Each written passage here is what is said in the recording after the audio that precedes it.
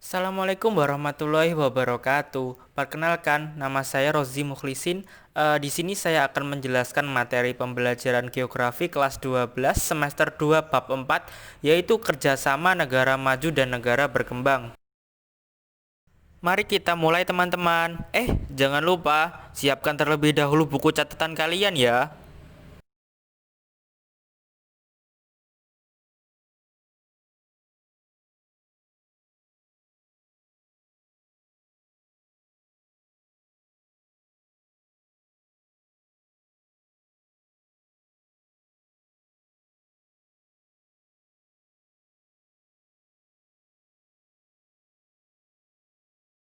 Mari kita mulai teman-teman.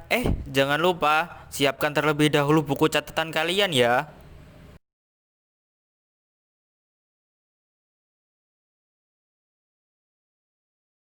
Perhatikan gambar berikut teman-teman. Ini adalah gambaran dari negara maju dan negara berkembang, di mana negara maju ini lebih modernisasi pembangunnya lebih tinggi. Beda halnya dengan negara berkembang yang masih banyak kawasan kumuh.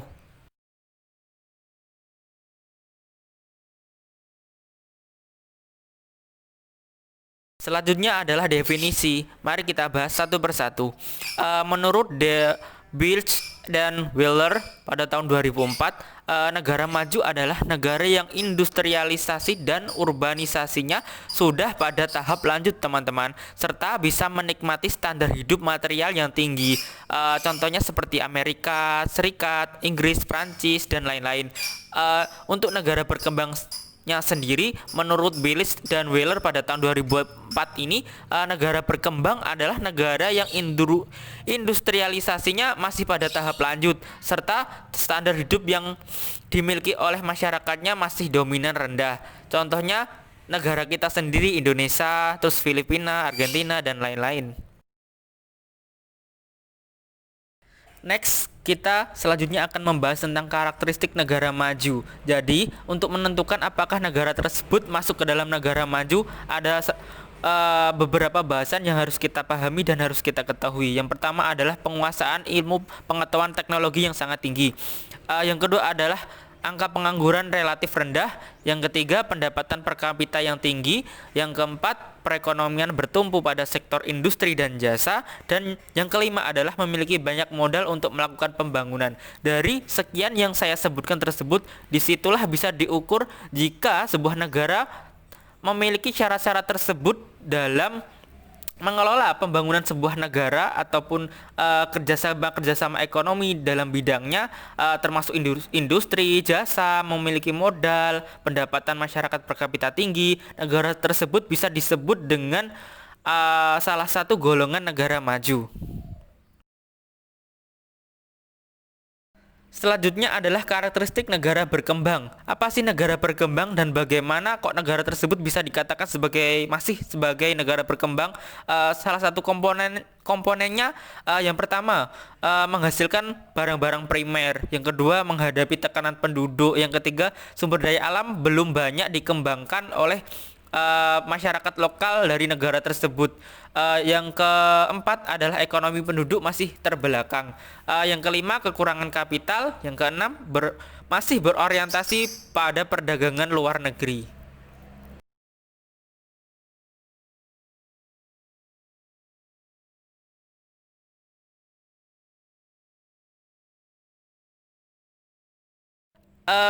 Next, kita akan membahas tentang indikator negara maju dan berkembang. Apa sih yang dimaksud dengan indikator ini?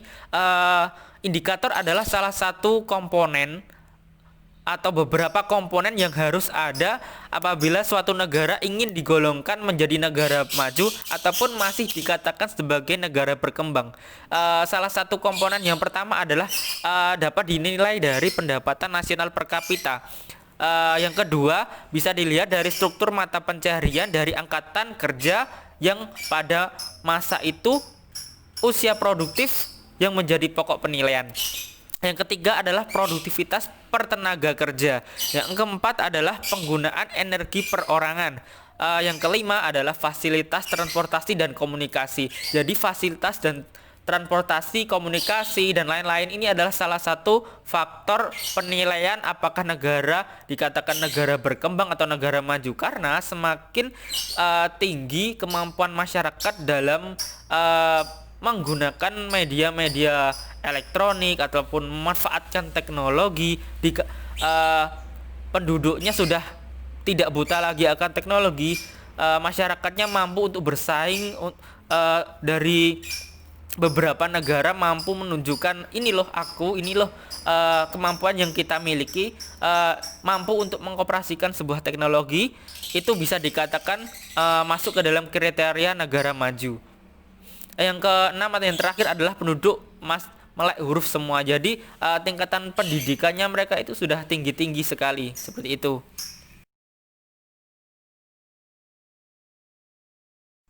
Oh ya teman-teman, tak lengkap rasanya yo kalau kita belajar materi tentang kerja negara maju dan negara berkembang, tapi kita tidak membahas di mana sih persebaran dari negara-negara tersebut.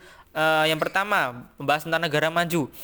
Di mana sih persebarannya? Di benua Asia sendiri ada banyak negara-negara maju, contohnya adalah Israel, Jepang, Korea Selatan, Singapura, dan lain-lain. Di benua Eropa ada Belanda, Belgia, Ceko, Italia, Irlandia, dan lain-lain. Di benua Amerika sendiri itu hanya ada 2 negara maju, yaitu Amerika Serikat dan juga Kanada. Bahkan di Afrika, benua Afrika itu belum ada sama sekali negara yang bisa dikatakan masuk ke dalam golongan negara maju. Selanjutnya adalah negara berkembang. Di benua Asia, salah satunya adalah Afghanistan, Arab Saudi, Bahrain, Indonesia, dan lain-lain. Di benua Eropa ada Albania, Serbia, Ukraina, Polandia, dan lain-lain.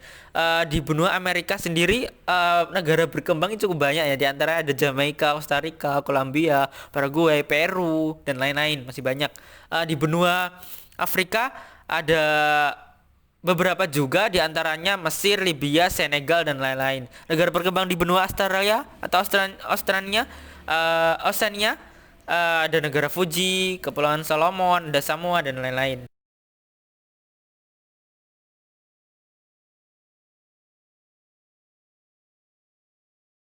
Selanjutnya adalah membahas tentang faktor pendorong kerjasama antar negara. Yang pertama adalah perbedaan sumber daya alam. Jadi apabila suatu negara A memiliki sumber daya alam yang melimpah dan juga negara B belum cukup untuk mendapatkan sebuah sumber daya alam dari negaranya sendiri. Jadi kerjasama antara dua negara ini bisa terjalin karena negara B itu membutuhkan pasokan sumber daya alam dari negara A, seperti itu. Yang kedua adalah perbedaan iklim dan kesuburan tanah, tentu. Yang ketiga adalah perbedaan ilmu pengetahuan dan teknologi. Misalnya seperti ini, negara A itu masih keterbelakangan dalam soal teknologi dan negara B sudah maju sekali, pesat sekali berhubungan dengan kemajuan teknologi. Negara A ini menjalin kerjasama dengan negara B, di mana negara B melakukan sebuah hubungan bilateral antara dua negara, membantu untuk negara A ini bagaimana teknologi di negara tersebut itu bisa maju, entah memajukan atau meningkatkan kualitas sumber daya manusianya ataupun sarana dan prasarananya, seperti itu. Yang keempat adalah perbedaan ideologi dari kedua negara, bisa memacu untuk melakukan kerjasama dan juga bisa jadi penghalang loh seperti perbedaan ini. Selanjutnya adalah terbatasnya kemampuan negara memproduksi barang dan jasa. Terbatasnya ini bukan karena terbatas kemampuan produksi, tapi bagaimana suatu negara ini mengolah sumber daya harus lebih memiliki nilai jual yang lebih tinggi. Maka dari itulah kenapa kerjasama antara negara-negara ini terjalin. Ini adalah salah satu tujuannya adalah meningkatkan pemasaran dari produk, barang ataupun jasa tersebut. Selanjutnya adalah kemampuan mengikuti perkembangan zaman.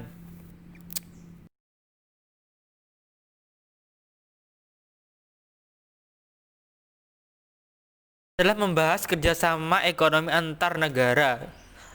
Berbagai negara di dunia ini sudah marak sekali melakukan kerjasama hubungan antara negara, entah itu kerjasama bilateral yang dilakukan dua negara ataupun multilateral banyak negara atau dan yang lain-lainnya. bukan tanpa maksud dan tujuan sih dilakukannya kerjasama antar negara tersebut. Salah satunya saya akan sebutkan nih, ada 5 contoh tujuan sebuah negara melakukan kerjasama ekonomi. Yang pertama adalah meningkatkan ekspor dan impor barang ataupun jasa yang dimiliki oleh negara. Misalkan negara Indonesia. Negara Indonesia ingin meningkatkan devisa negara dengan melakukan ekspor barang-barang yang berkualitas yang sudah diolah sendiri di negara kita. Jadi hasil dari nilai ekspor ini juga akan masuk ke dalam keuangan negara, meningkatkan devisa negara. Yang kedua adalah mempercepat pembangunan nasional. Sebuah negara melakukan hubungan internasional tentu memiliki tujuan, yaitu untuk melakukan pembangunan berkelanjutan pada sebuah negara, di mana masyarakat dituntut lebih aktif dan juga lebih progresif untuk menciptakan sebuah barang ataupun jasa yang berguna, bernilai daya jual tinggi, sampai tembus ke pasar bebas dunia, seperti itu. Yang ketiga adalah membebaskan negara dari keterbelakangan ekonomi. Itu yang saya sebutkan tadi, membantu perekonomian masyarakat dengan munculnya kegiatan-kegiatan ekonomi di kalangan masyarakat, contohnya seperti UMKM, mikro, ada yang makro, seperti itu. Yang keempat adalah mempererat relasi antar negara, menjalin hubungan tetap terjaga. Keenam, terakhir adalah memelihara perdamaian dunia.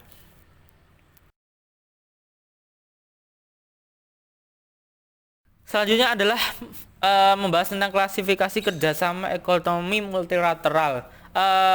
Saya akan terlebih dahulu menjelaskan salah satunya, yaitu kerjasama regional. Apa sih kerjasama regional itu?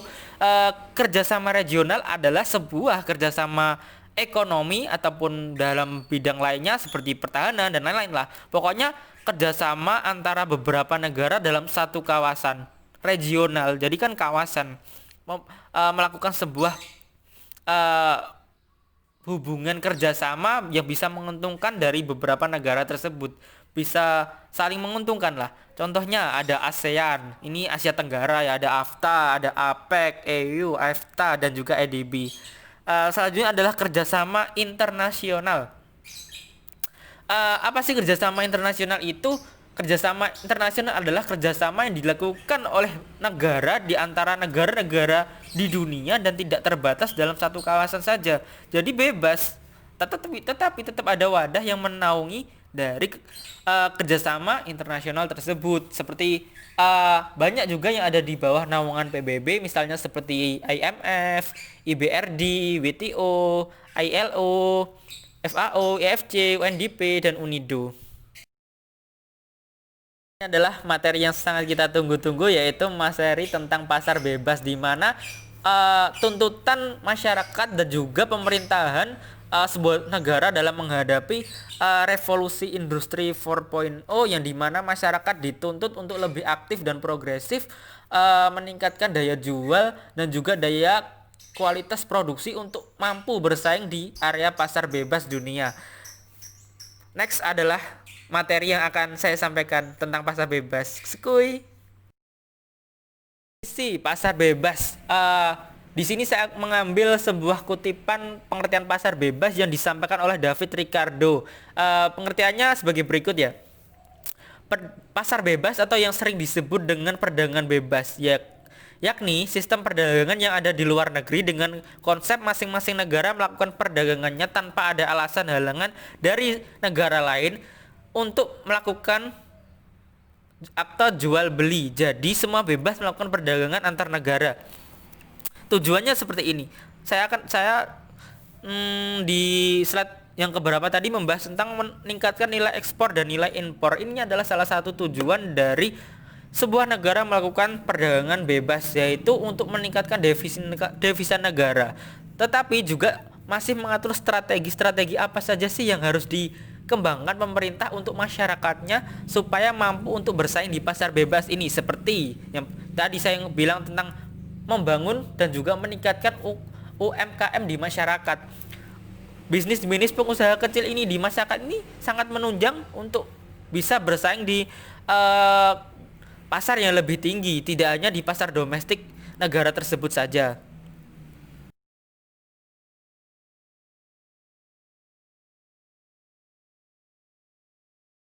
ada kelebihan dan kekurangan jika kita melakukan perdagangan bebas atau pasar bebas ya. Saya akan membahas terlebih dahulu tentang kelebihannya. Yang pertama adalah setiap orang bebas mempunyai kekayaan sumber daya produksi. Yang kedua, kreativitas masyarakat bisa dikembangkan lebih jauh lagi. Yang ketiga, persaingan untuk memproduksi barang dan jasa terutama fokus ke barangnya ini harus lebih bisa berkualitas untuk bisa bersaing di negara-negara lain. Yang keempat adalah tindakannya selalu atas dasar prinsip ekonomi. Mendapatkan keuntungan yang sebesar-besarnya dengan modal yang secukupnya. Selanjutnya adalah kekurangan dari perdagangan bebas atau pasar bebas. Yang pertama, bisa saja eksploitasi masyarakat ekonomi lemah sangat dieksploitasi oleh masyarakat yang ekonominya tinggi. Seperti itu. Yang kedua, kesenjangan ekonomi antar masyarakat. Yang ketiga, bisa saja terjadi monopoli perdagangan yang sangat merugikan. Baik itu merugikan negara, masyarakat, dan juga bisa juga hubungan, misal ada dua negara yang melakukan kerjasama ekonomi pasar bebas, bisa terdampak dari monopoli perdagangan tersebut. Yang empat atau terakhir adalah ketidakstabilan perekonomian. Selanjutnya adalah potensi Indonesia untuk menjadi negara maju, dan ini adalah mestinya part yang sangat ditunggu oleh teman-teman semua ya. Di akhir pembelajaran nanti juga saya akan tampilkan sebuah video tentang upaya Indonesia itu untuk menuju ke pasar bebas menghadapi industrialisasi juga dan juga revolusi 4.0 yang akan dihadapi oleh semua negara yang ada di dunia ini. Terlebih dahulu saya akan menjelaskan potensi untuk Indonesia untuk menjadi negara maju. Yang pertama, penduduk dan sumber daya manusia. Indonesia adalah negara dengan jumlah penduduk keempat terbesar yang ada di dunia.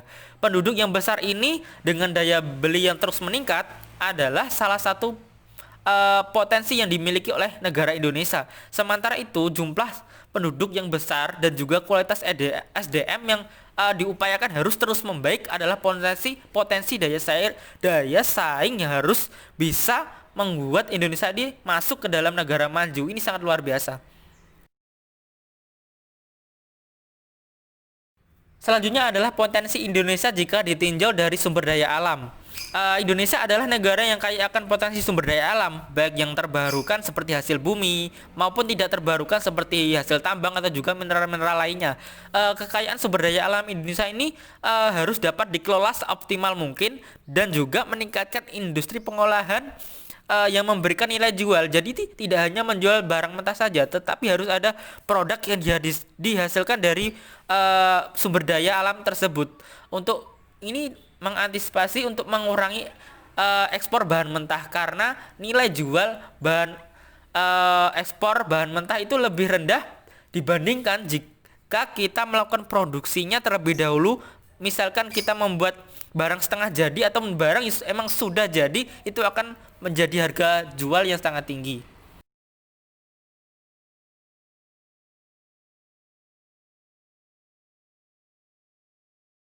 Nah, di sini saya akan menyebutkan upaya Indonesia untuk menjadi negara maju. Apa sih kekurangan Indonesia? Apa sih yang harus diperbaiki dari negara kita ini? Yang pertama adalah kita harus lebih meningkatkan pendapatan per kapita.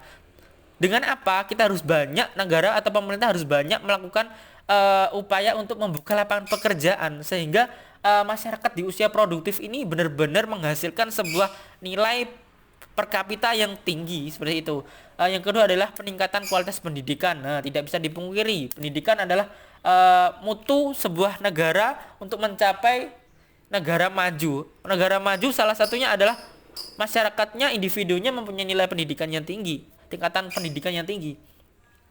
Yang ketiga adalah penguasaan iptek, tentu mutlak sekali. Yang keempat adalah membuka lapangan kerja, seperti yang saya bahas di bagian pertama tentang peningkatan pendapatan per kapita, membuka lapangan pekerjaan seperti itu. Yang kelima adalah memberantas korupsi.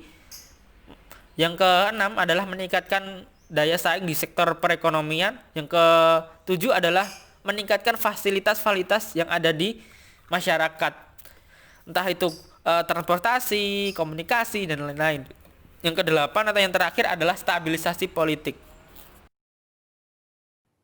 Memasuki pasar bebas di wilayah Asia Tenggara atau masyarakat ekonomi ASEAN, Indonesia masih memiliki sejumlah pekerjaan rumah. Meningkatnya persaingan baik pada produk maupun jasa, pemerintah Indonesia dinilai perlu memberikan perlindungan di seluruh sektor. Jangan melindungi UMKM, melindungi individu saja tidak, karena dalam butir kelima ASEAN tentang kebebasan tenaga kerja, dia mencakup Mutual Recognition Agreement pada 6 lingkup tenaga kerja. Kedokteran umum, konsultan, konstruksi, perawat, gitu ya. Satu lagi, Tadi kedokteran gigi, konsultan, konstruksi, pariwisata, akuntan terakhir. Nah, dari 6 subsektor ketenaga kerjaan itu, kan kita nggak ngelihat ada perlindungan. Meski begitu, Presiden menegaskan Indonesia sebagai salah satu kekuatan ekonomi di ASEAN, mau tidak mau harus siap menghadapi MEA. Berbagai sektor yang masih lemah pun terus dibenahi. Ya, ini MEA itu sesuatu yang tidak bisa kita tolak lagi. Siap tidak siap, kita harus siap. Oleh sebab itu, ya semua yang kurang harus diperbaiki. Semua yang kurang harus dibenahi. Karena eranya memang era persaingan. Eranya adalah era kompetisi. Siap tidak siap, kita harus siap. Asosiasi Pengusaha Indonesia sebagai organisasi level strategik menilai kesiapan Indonesia menghadapi pasar bebas ASEAN dapat diwujudkan, asalkan ada sinergi yang baik antara pengusaha, pekerja, dan juga pemerintah. Memang kita sadari bahwa permasalahannya tidak sebatas masalah kompetensi saja, banyak hal memang. Tapi kami ingin memberikan nuansa positif terhadap situasi ini. Bahwa pengusaha harus bergandengan tangan dengan pekerja, diprotek oleh pemerintah lewat regulasi yang benar-benar mendorong kepada pekerja domestik untuk kompetens, dan dibangun kompetensi berdasarkan sertifikasi yang ada, dan tentu produktivitas akan terwujud. Tidak melulu membawa dampak negatif. Berlakunya pasar bebas ASEAN juga membawa keuntungan bagi Indonesia. Salah satunya dengan terciptanya lapangan kerja baru, serta membuka kesempatan ekspor yang lebih besar sehingga dapat meningkatkan pendapatan nasional. Tim Liputan melaporkan untuk NET. Nah, tidak terasa ya teman-teman, kita sudah berada di ujung materi. Terima kasih sudah mendengarkan apa yang saya sampaikan pada materi kerjasama negara maju dan juga negara berkembang. See you di next materi teman-teman.